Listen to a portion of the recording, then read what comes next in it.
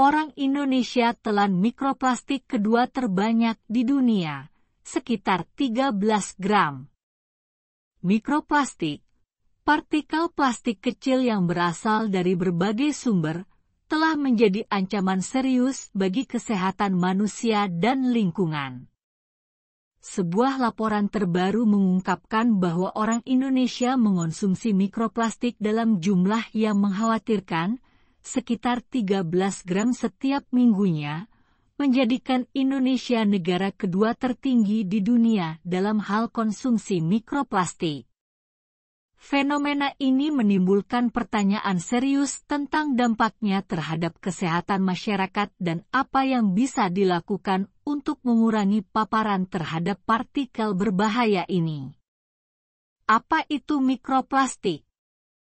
Mikroplastik adalah partikel plastik berukuran kurang dari 5 mm yang berasal dari berbagai sumber, termasuk produk plastik yang terdegradasi, produk perawatan pribadi seperti skrub wajah, serta serat dari pakaian sintetis.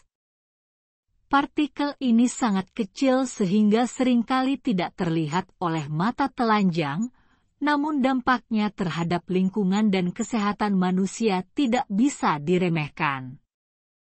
Mikroplastik dapat ditemukan di berbagai tempat, mulai dari air minum, makanan laut, garam meja, hingga udara yang kita hirup.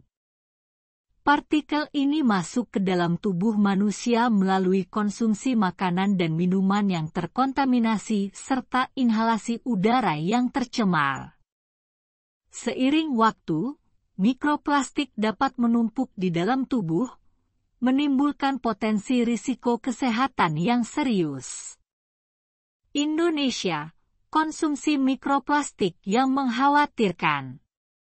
Menurut penelitian terbaru, orang Indonesia mengonsumsi sekitar 13 gram mikroplastik setiap minggunya, menjadikan Indonesia sebagai negara dengan konsumsi mikroplastik tertinggi kedua di dunia.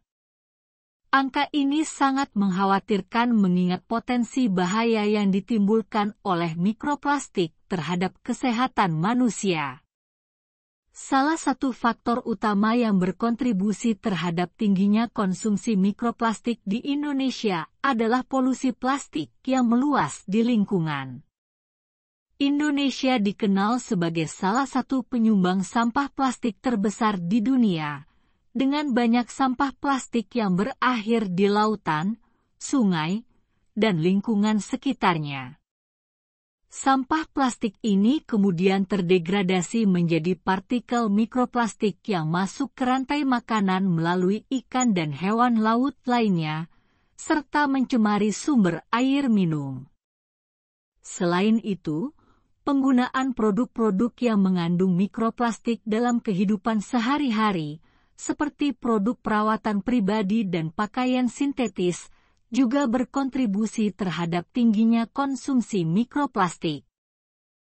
Kurangnya pengelolaan sampah yang efektif dan rendahnya kesadaran masyarakat tentang bahaya mikroplastik semakin memperburuk masalah ini.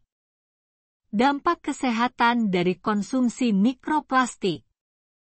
Meskipun penelitian tentang dampak kesehatan dari konsumsi mikroplastik masih dalam tahap awal, beberapa studi menunjukkan bahwa paparan mikroplastik dapat menimbulkan berbagai risiko kesehatan.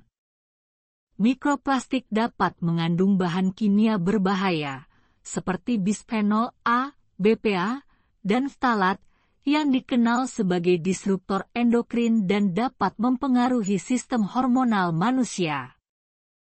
Selain itu, mikroplastik juga dapat menimbulkan peradangan di dalam tubuh ketika partikel-partikel ini terakumulasi di jaringan. Beberapa penelitian pada hewan menunjukkan bahwa mikroplastik dapat menyebabkan stres oksidatif, kerusakan jaringan, dan gangguan sistem kekebalan tubuh.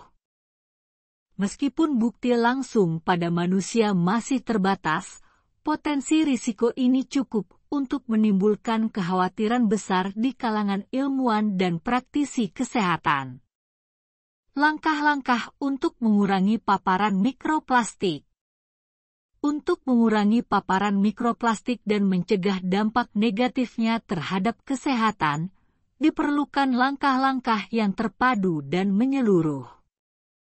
Berikut beberapa langkah yang dapat diambil oleh individu, masyarakat, dan pemerintah.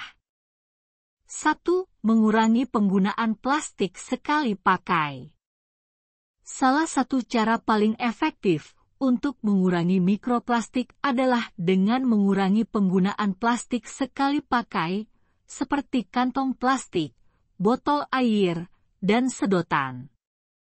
Beralih ke alternatif yang lebih ramah lingkungan, seperti tas kain dan botol air yang dapat digunakan kembali, dapat membantu mengurangi jumlah plastik yang berakhir di lingkungan. 2. Meningkatkan pengelolaan sampah. Pemerintah dan masyarakat perlu bekerja sama untuk meningkatkan sistem pengelolaan sampah, termasuk mendaur ulang plastik dengan lebih efisien dan mengelola sampah dengan cara yang lebih bertanggung jawab. Ini akan membantu mengurangi jumlah plastik yang berakhir di alam dan terdegradasi menjadi mikroplastik. 3. Mengurangi penggunaan produk yang mengandung mikroplastik. Konsumen harus lebih selektif dalam memilih produk perawatan pribadi dan pakaian. Menghindari produk yang mengandung mikroplastik, seperti scrub wajah dengan microbeads atau pakaian dari serat sintetis, dapat membantu mengurangi jumlah mikroplastik yang dilepaskan ke lingkungan. 4. Meningkatkan kesadaran dan edukasi. Edukasi publik tentang bahaya mikroplastik dan cara mengurangi paparan sangat penting. Kampanye kesadaran yang efektif dapat membantu mengubah perilaku konsumen dan mendorong tindakan yang lebih bertanggung jawab terhadap lingkungan. 5. Mendorong penelitian dan inovasi. Penelitian lebih lanjut tentang dampak kesehatan dari mikroplastik dan inovasi dalam bahan alternatif yang lebih ramah lingkungan sangat diperlukan. Pemerintah dan industri harus bekerja sama untuk mendanai penelitian ini dan mendorong pengembangan teknologi baru yang dapat membantu mengurangi masalah mikroplastik. Kesimpulan: mikroplastik telah menjadi ancaman serius bagi kesehatan dan lingkungan, dan fakta bahwa orang Indonesia mengonsumsi mikroplastik dalam jumlah besar menunjukkan urgensi masalah ini.